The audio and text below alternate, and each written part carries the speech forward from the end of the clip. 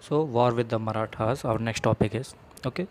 So after the defeat in the third battle of Panipat in 1761, Marathas were divided into many states under different chiefs, okay, belonging to dynasties such as Sindhya, Holkar, Gaikwad, and Bhonsle. So these chiefs were held together in empire under Peshwa, okay, the prime minister or principal minister. So Anglo-Maratha war were fought between these and the company. Okay, so the first Anglo-Maratha war was began in 1775 and ended in 1782 with the Treaty of Salbai. There was no clear victory. Okay, so treaty of Salbai means Salbai एक जगह है जहाँ पे संधि की गई थी अंग्रेज़ों और मराठा एम्पायर के बीच में. ठीक है, तो इससे इस हिसाब से कोई भी यहाँ पे विक्ट्री नहीं घोषित हुई.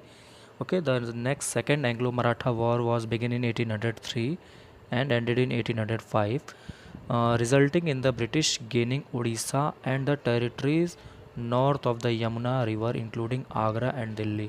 सेकेंड एंग्लो मराठा वॉर का रिजल्ट क्या हुआ कि इसमें जो है ब्रिटिशर्स ने उड़ीसा को अपने कब्ज़े में ले लिया और साथ ही साथ जो भी नॉर्थ की टेरिटरीज थी यमुना रिवर की, है ना, वो सब अपने अंडर में ले लिया और दिल्ली और आगरा को भी अपने अंडर में ले लिया. ठीक है, इसके बाद the third Anglo Maratha war was happening in 1817 to 1817.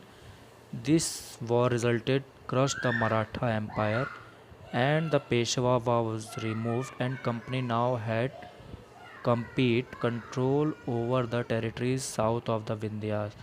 तीसरे एंग्लो मराठा वॉर के बाद क्या हुआ, मराठाओं का सफाया हो गया पूरी तरह से और पेशवा जो थे जिसको प्राइम मिनिस्टर माना जाता था मराठा एम्पायर का, उन्हें जो है वहाँ से हटा दिया गया और साथ ही साथ जितनी भी टेरिटरीज थी साउथ की, यानी विंध्या पर्वत जो आपका आज के टाइम पे यूपी और एमपी के बॉर्डर्स के आसपास जो है एरिया, उसके साउथ में यानी दक्षिण में जितना भी एरिया था वो सभी जो है कब्ज़े में ले लिया गया. तो इस तरह से मराठा एम्पायर जो है पूरी तरह से सफाया हो गया, ख़त्म हो गया. ठीक है, तो इस तरह से हम देखते हैं कि पहले वॉर में क्या हुआ, ट्रीटी ऑफ सालबाई हुई जिसमें कि ये कहा गया कि सालसेट जो एक द्वीप है वो मराठाओं को जो है अंग्रेज़ों को देना था और कुछ इलाके जो हैं मराठाओं ने भी बासिन जैसे द्वीप जो थे ये मराठाओं ने अंग्रेज़ों से वापस भी ले लिया. तो इस तरह से ये कह सकते हैं कि दोनों तरफ से कोई भी विजय घोषित नहीं हुआ इस वॉर में.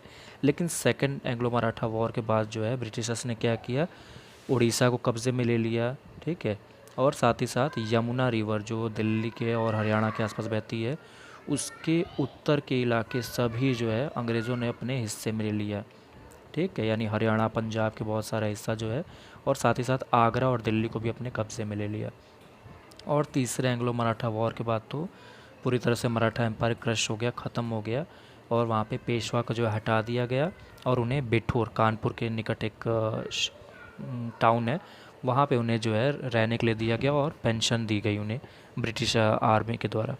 ओके, और उसके बाद जो है पूरा जितना भी विंध्या के साउथ का एरिया था यानी पुणे और मुंबई वगैरह सब लेते हुए जो है मराठाओं के हिस्से से निकल गया. इस तरह से थर्ड एंग्लो मराठा वॉर जो है वो एंड हुआ.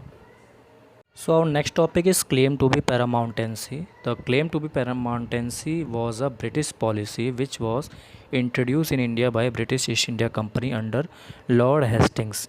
Okay, the first Governor General of British India. Under this policy, the company claimed that its authority is paramount or means supreme, okay, higher. Hence, its power was greater than that of Indian states. Okay, the company annexed many Indian kingdom through this policy. तो पैरामाउंटेंसी means क्या हुआ, यानी बहुत ही ऊंची सत्ता या सबसे मजबूत सत्ता जो अंग्रेज़ों ने अपने आप को क्लेम किया. और इसके साथ ही इस पॉलिसी के साथ ही उन्होंने क्या किया, सभी बाकी इंडियन स्टेट्स को धीरे धीरे कब्जाने का स्टार्ट कर दिया.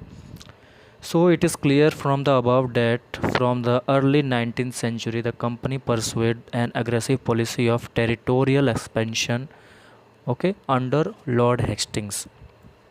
So the new policy of paramountcy was initiated Now the company claimed that its authority was paramount or supreme, hence its power was greater than that of Indian states.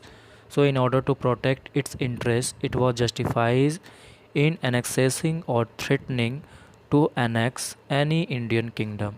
Okay, this view continued to guide later British policies as well. Okay, so this process, however, did not go unchallenged. For example, when Britishers tried to annex the small state of Kittur, now in Karnataka today, Rani Channamma, who was the queen of Kittur at that time, you can also watch it in your figure.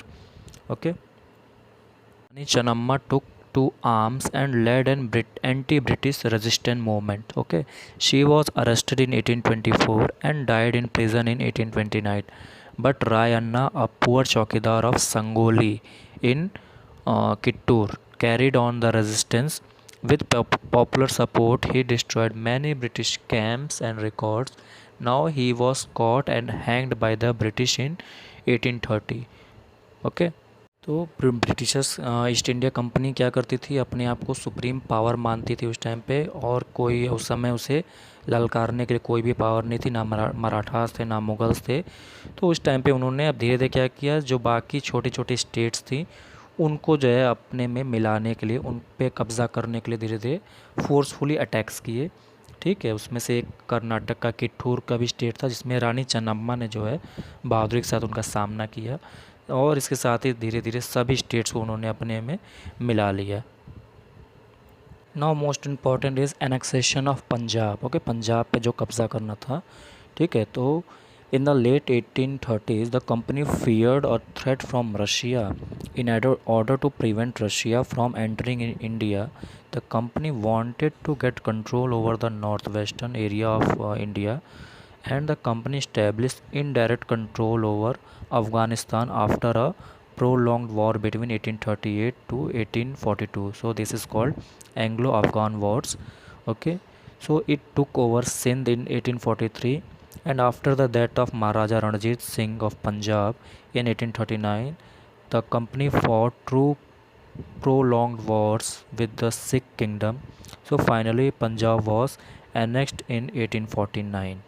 So basically Punjab is also included in the British Empire.